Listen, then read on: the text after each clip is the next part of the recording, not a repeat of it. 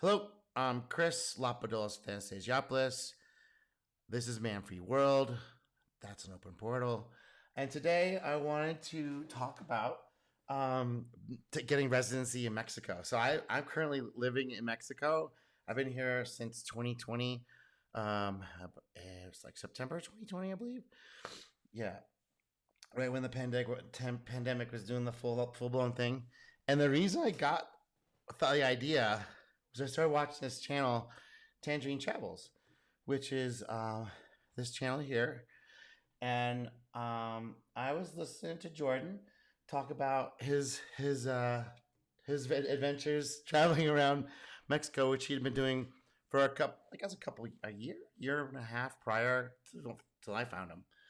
And I realized when I watched the show that I could actually get my car registered to so I could drive down. So I was like, okay, this would be like the last time I could use my dune buggy.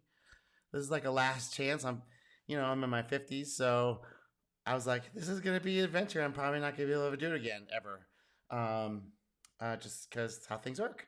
And so I found out how to do the the TIP, the temporary import permit through those guys. That was a real hassle because my car is so old. It's a 1959 Volkswagen Bug underneath, so they weren't able to register. So I had to go to the office and go through the whole thing with them, and eventually got all the paperwork I needed, which wasn't really much. Just get and my passport only had like a year and a half left on it, 2 years left on it, something like that.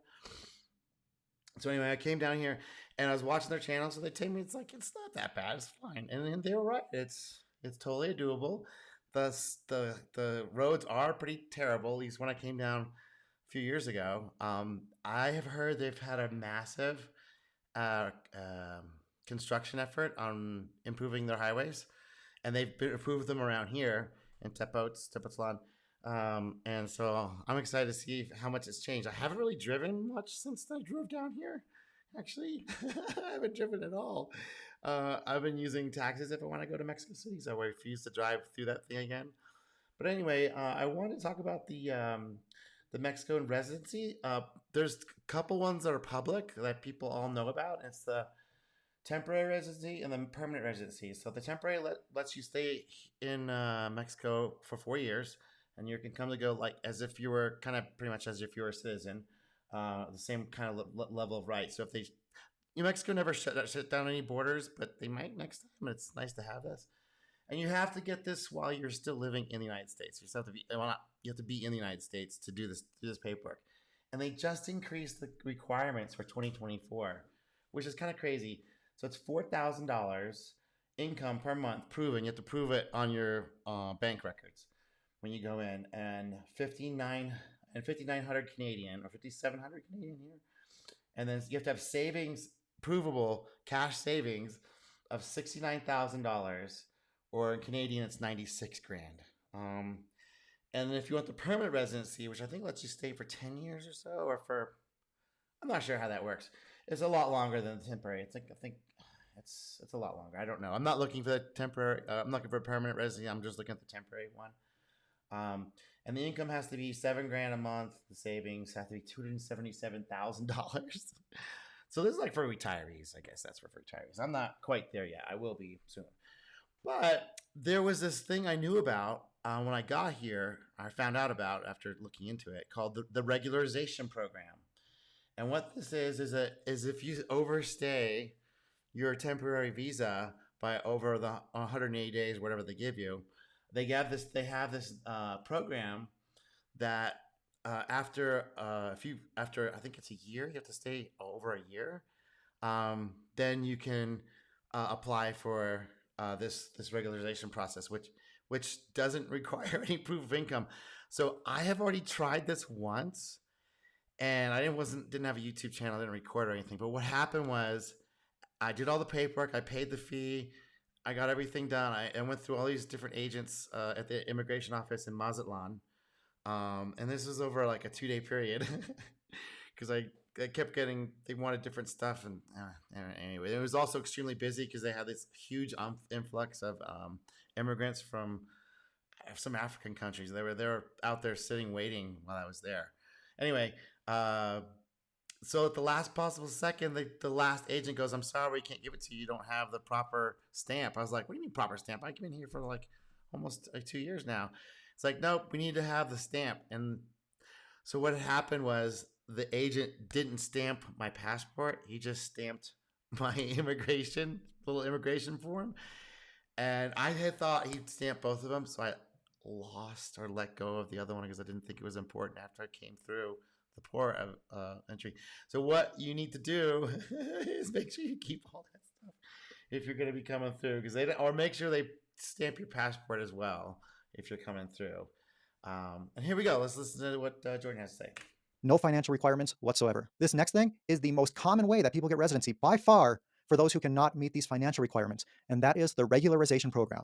And from what I've read, it is renewed in 2024, yet again, for like the third or fourth year in a row. This started, I think it was back in 2020, where if you had entered Mexico on a tourist visa in the prior year, it's 2024 right now, if you had entered Mexico in 2023 on a tourist visa and you're still in Mexico, after your tourist visa expires, you can apply for the regularization program and you can get a 4-year temporary residency with no financial requirements.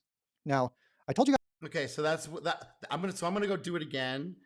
I'm gonna do it again the next week or two, and I'm gonna record it so you guys can see how it all is done. It's no big deal. It's pretty straightforward, and Mazatlan is really beautiful. Guys this in 2023 that this would probably be renewed in 2024, and it looks like it has been. Now, will it be renewed in 2025? I don't know. They just said that the program is going to continue until further notice. If you're not. Okay, so it means it may. That's the other thing is like they said I had to come back after a year because they let me. I got a stamp at that point, and they said come back in a year. And I talked to the agent. He says, "So I said, oh, Am I in here illegally now?" He's like, "No, you're not here illegally because you entered legally and you have proof of the paperwork that you're trying to get this thing all straightened out. You're here what they call not regularly. So I am irregular, irregular resident, irregular alien of Mexico right now, and they said not to worry about it if as long as I don't get any trouble, which I don't drink or go out or really do anything. Um, they said just come back and it'll probably. They said he'll probably be available, but no guarantees, of course. And in the meantime, just keep your nose clean and you're not gonna have any problems. I was like, all right, man, that's cool. So I have all my paperwork always at the ready, and I carry my passport card with me. That's the other thing too is if you're going to be moving to Mexico, make sure you get a passport and the card because you want to leave the passport at home or in a safe place where you're traveling out in your hotel or wherever, and then you want to keep the card on you. So that just makes it so there's no hassles.